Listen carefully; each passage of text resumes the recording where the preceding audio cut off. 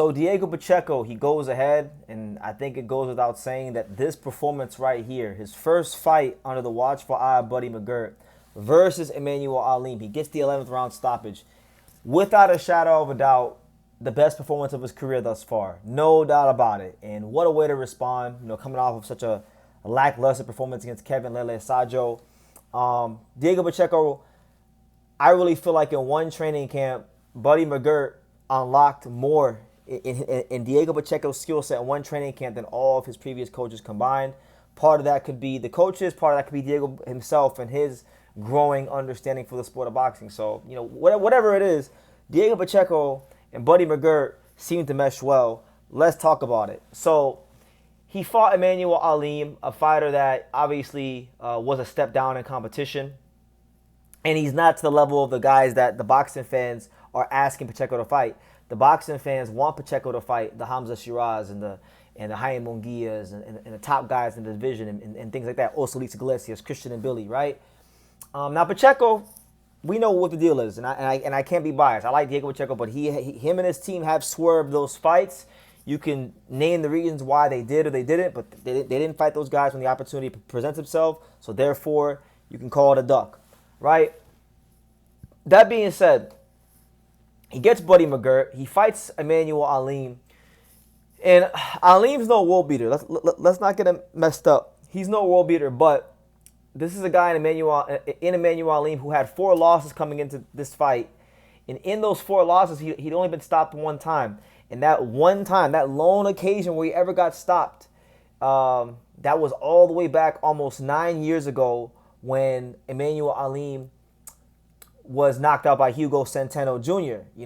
He took Matthew Korov, who is a noted puncher, the distance. Ronald Ellis, the distance. Amir Kar Vidal, puncher, the distance. Also took, what's his name? Lester Martinez, who we all know is a murderous puncher, the distance.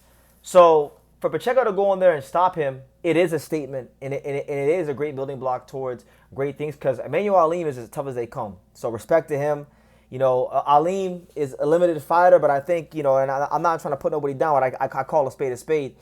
His father in the corner wasn't really offering him no real, clear, concise instructions. So, he lasted as long as he did in this fight in spite of his dad, not because of him. And I'm not one that like to criticize fathers in boxing because I know they get critiqued a lot harsher than most, but he was abysmal in the corner tonight from the instructions I heard. But going to Pacheco, I was really impressed with what I saw.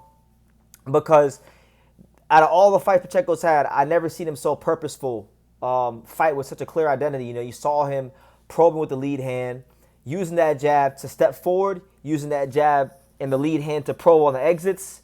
You saw him change the levels when he was throwing his punches. You saw him disguising the right hand, jab down to the body, come over the top with the right hand. Everything he did tonight was purposeful. Everything had a clear intent, and Buddy Mcgirt was delivering him clear, concise instructions in the corner. Like, for example, after the first round, because in the first round there was a lot of wrestling going on between Pacheco and Aleem, Buddy Mcgirt said, no, Diego. When you get in there, don't be wrestling him because, then you can't really do anything with your arms. He told him to keep his arms nice and tight and then have one of them hands free so he could work to the body and break down Emmanuel Aleem, and he made sure he made it known that with Emmanuel Aleem, you're not going to get him out of there with one shot. This is going to be a purposeful, long, methodical process. And the fact that Pacheco got a guy out of there like this, in my opinion, it shows in one training camp, it shows a whole lot of evolution for Diego Pacheco. And I know people are going to say, well, BT, it's just Emmanuel Aleem.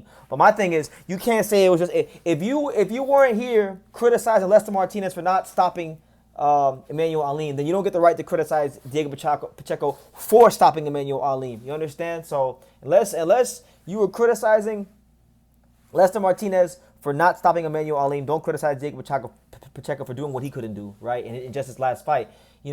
This kind of performance wouldn't have happened, a year or so ago because, Pacheco fought guys in and around this caliber, guys like Steve Nelson or a little bit higher, you could say. Steve Nelson, Trevor McCumbee, guys that he's better than, but he didn't have the craft, the education, the maturation to stop those guys. And I think with Buddy Mcgirt, he's gotten a lot more polish to his game, and Buddy Mcgirt's unlocked a lot of things. And it's really encouraging to see because being a 6'4", 168 pounder with an 81-inch reach, with deep amateur pedigree to boot.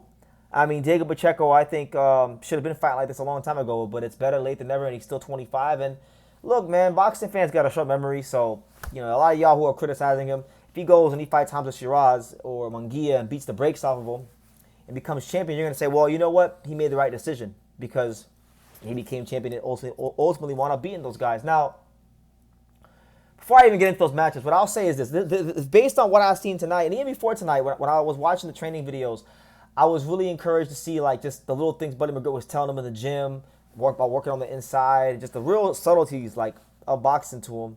I knew that he was going to deliver this kind of performance because what I seen on the tape. But I really do feel like I don't think Diego is just going to benefit from this. I feel like Buddy will too, because if you look at Buddy Mcgirt as a trainer, you think about like guys like Sergey Kovalev, Arturo Gatti back in the day. For the most part, in Buddy McGirt's career, most of the guys he gets are already in their 30s, or maybe they're guys that have fallen on some hard times, got knocked out, and he really simplifies things for them and gets them back to their boxing.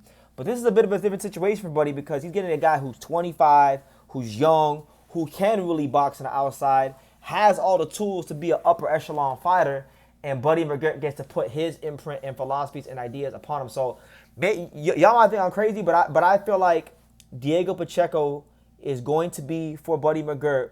And I'm not saying that Diego's going to be as good as this fighter, but I'm just comparing the trainer-fighter relationship. He will be to Buddy McGirt what Lennox Lewis was to Emmanuel Stewart. I feel like this is going to be that for him. This is going to be that fighter that has all the tools, came along at the right time, that even leveled him up as a trainer. So I feel like it's mutually beneficial, but that's just my opinion. Now, as far as Diego versus Hamza Shiraz, Jaime Munguia, I'll tell you guys like this. Even before this fight, I've always felt that Diego Pacheco was a better fighter than Hamza Shiraz, and I know people are going to say, well, BT, if that was true, why did he duck Hamza Shiraz? Because he had a terrible performance, and clearly there were some things in his team that were not in order. So, it's his prerogative, and he did duck him. It is what it is. Y'all can criticize him for that. But if you just look at both of them skill-wise, if you look at both of them amateur-wise, if you look at both of them just ceiling-wise, he has a higher ceiling. He fought at a higher level in the amateurs. And if both of them are at their best, he has more tools in the toolbox. Hamza's big. He's rangy. He's menacing, just like Diego. But he can't box like Diego. Diego can punch. I would say Diego is a better puncher than Hamza Shiraz is a boxer, if that makes sense. Like I feel like he's more well-rounded than Hamza. Now that doesn't mean Hamza won't knock him out the next week. That can happen as well, and I do acknowledge that here on True School Sports. But I like Diego in that fight. I think Hamza. I think Diego with his range can do more than Hamza can, and because he can do more and impose himself on the fight, I don't know if we'll knock him out, but I think I'll box him. I think I'll appoint Hamza Shiraz. A lot of boxing fans have a short memory. I still remember that Carlos Damas fight clear as day, and Carlos Damas doesn't even have like the great conditioning like that. Like he's a guy that fades and doesn't even have great conditioning. He was able to control the pace and tempo and range on Hamza, so I got faith that Diego can do it, right? That's my line of thinking. I feel like Hamza Shiraz, while you can criticize Diego for ducking Hamza Shiraz, that's fine. Nobody's really criticizing Hamza Shiraz. He's fighting gas station workers, Even, not even just after Pacheco avoided the fight, but even like now. Like, who is this guy he's fighting now? You don't know. I don't know. Nobody knows, right? So, he's a Ring Magazine ambassador, brand ambassador. They don't get criticized because Ring Magazine pushes propaganda on those guys and influences the masses and pumps their perception, makes the perception greater than what they really are. So when they fight, I got Pacheco on points. And as far as Pacheco and Munguia, that's an interesting fight because Munguia, especially going out that last fight with Resendiz, he seemed to really mature his style a bit under Eddie Reynoso. Now, what I can say about that is as good as Munguia looked, Armando Resendiz is not is a short, come forward, front foot dominant Mexican fighter. So it was easier to impose that kind of style on him. I don't think he would have that same sort of success with Diego Pacheco. I remember years ago when he fought Gabe Rosado. Gabe Rosado was able to give him problems, and he's not as rangy as Pacheco. And with the way with all the things Buddy McGirt showing him, all the subtleties on the inside, on the way Diego's putting these combinations together from the head to the body. That's just one. Think about it. That's just one training camp, and he did what Lester Martinez couldn't do. And Lester Martinez is in terms of raw punch power, might be the most murderous puncher at 168, and he did what Lester couldn't do against Manuel Aleem. So I think another training camp, more time in the gym with Buddy Mcgirt. I'm telling y'all, Buddy Mcgirt is going to turn this young man into the monster he was destined to become a long time ago. So yeah, I'm really encouraged, and I liked what I saw from Pacheco tonight. And it'll be easy to downplay and say, oh well, it's just Aleem. He's supposed to do that. Well, Lester Martinez was supposed to do that, and he didn't do that.